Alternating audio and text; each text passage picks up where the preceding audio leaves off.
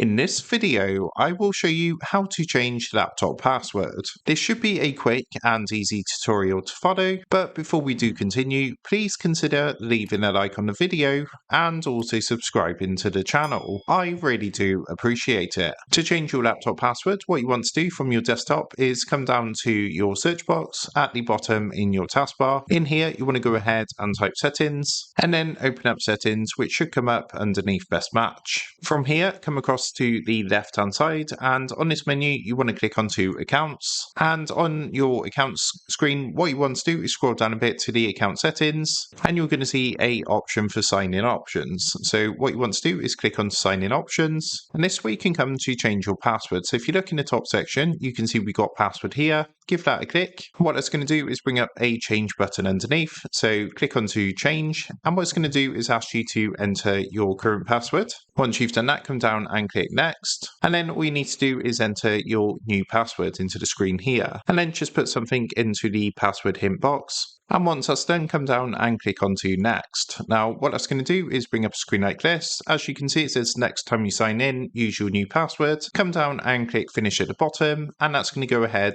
update and change your password. So that is how to change your laptop password. With that being said, I hope this quick tutorial did help you out today. And if this did help you out, I would really appreciate it if you was to consider dropping down below the video, leaving a like, and also subscribing to the channel. With that being said, I just want to take a minute to thank you guys for watching this quick tutorial, and I will see you in the next video.